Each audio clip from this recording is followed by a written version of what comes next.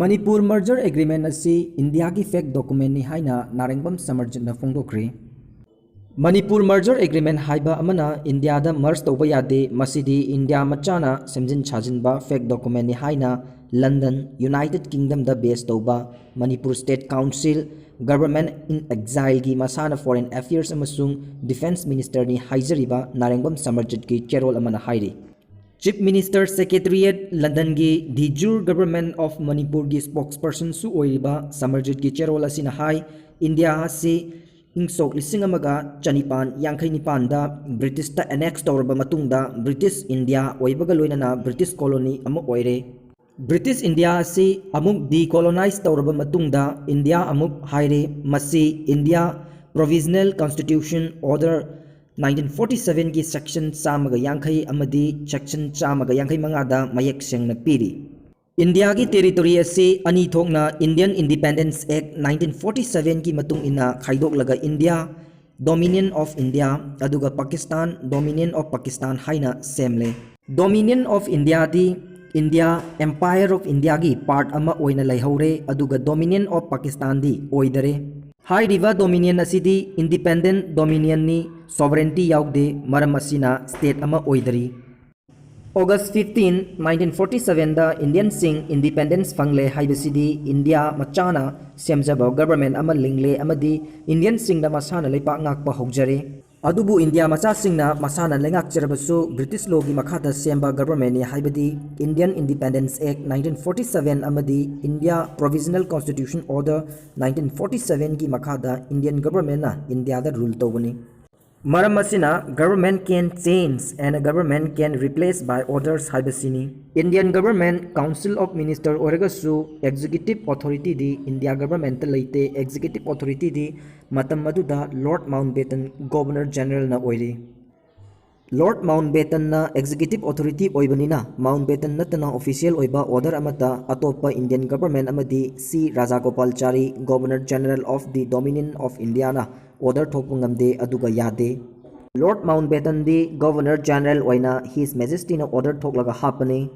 Mountbatten दी governor general of India सु ओय अदुगा governor general of the dominion of India सु ओय। माउंटबेटन दी हिज मेजेस्टी की रिप्रेजेंटेटिव नी अदुगा सी राजागोपालचारी दी governor general of the dominion India knee.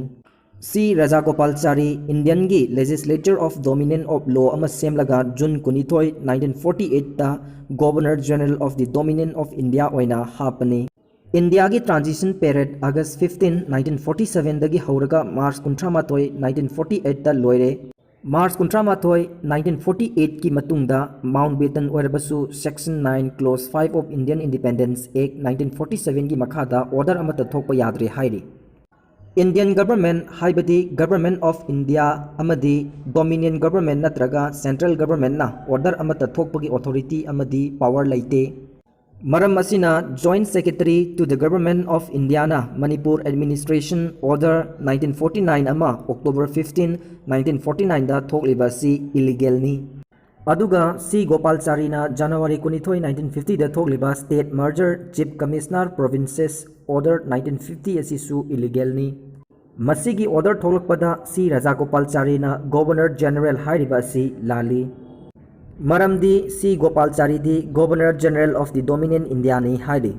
Princely state ruler maharaja अमतना अगस्त 15 1947 की ममांगदा इंस्ट्रूमेंट ऑफ एसेशन अमता साइन तौनरगा डोमिनियन ऑफ इंडिया दा एनेक्स तौबा याद्री।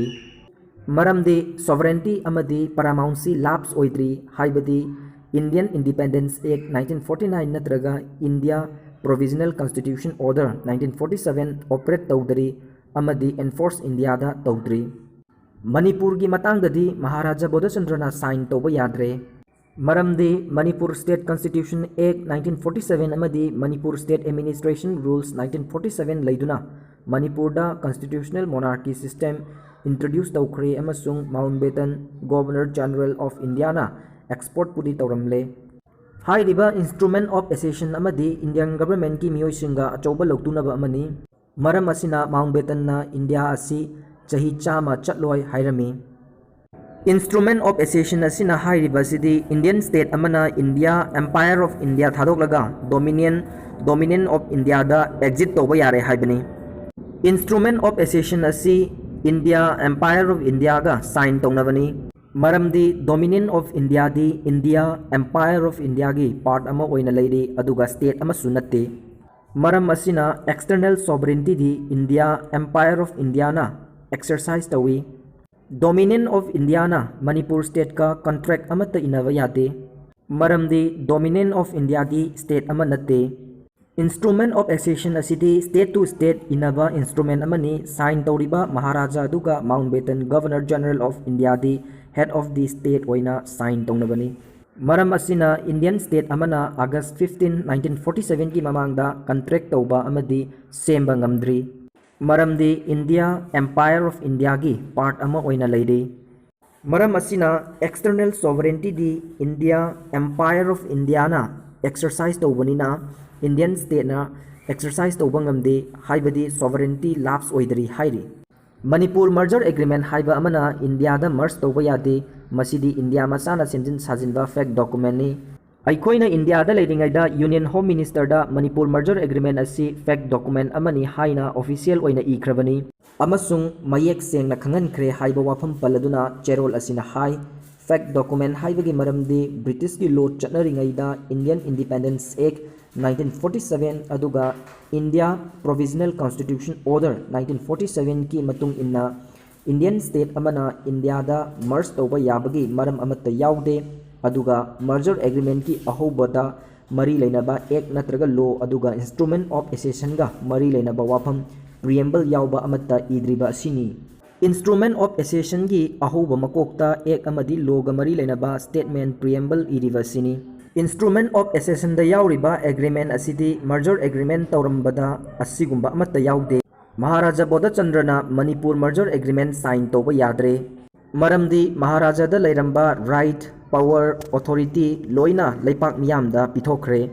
masigi marik chumba warol sing adu Manipur State Constitution Act 1947 gi section 3 da mayek sengna iri section asigi makhada Manipur state ta democracy system lakibani aduga Maharaja bu titular king natraga Maharaja oiribani Maharaja gi right power authority pumnamak limited oire aduga Dominion of India gi site gi sign tawriba asisu aranbani masidagini Indiana achoba problem ngasi laklibasi merger agreement ta iriba power authority jurisdiction adu Maharaja da amatta leitre merger agreement execute tawdringai da Manipur gi miyam da Maharaja Bodhachandra na loina pithokre Indian government amadi C Raja Gopalachari na contract natraga agreement amatta semba ngambagi authority amadi power amatta leite makhoi gi haibabu Dominion of India gi rule tawbagi di authority oi hairi Mountbatten na India si chahi chama phana chatloi hairambagi maramdi Nehru na luchingba Indian government asina British ki law gi wangmada aranba kaya tawkhibagini His Majesty na Mountbatten Governor General oina habki Governor General asina Governor General of India su oi aduga Governor General of the Dominion of India su oi Mountbatten Governor General na executive authority ama oina order thokpa ngami Mountbatten na Governor General ama oina June 18 1948 fawba purami London Gazette tasu mayek sengna takli Masigi matungda si Gopalachari bu Governor General of the Dominion of India haina Dominion Legislature na semba law na hapki India gi political transition August 15 1947 tagi hauraga March 13 1940 ka 8 ta loire Mountbatten su Governor General ama oina March 13 1948 ki matungda official order amata section 9 Clause 5 of the Indian Independence Act 1947 ki makata na thokpa yadre adubu C Gopalachari na Governor General sunataba aduga executive authority sunataba amana January 12 1950 da States Merger Chief Commissioner Provinces Order 1950 thoktuna independent sovereign oiraba state Manipur state pu India da annex toksinki Masina Indian government na rule of law chatte tawningbata tawi haibasi ta e haina Samarjit ki cherol asina India government ki mathakta maral siri aroibada yengbiriba madi tabiriba pumnamakpu thagatchari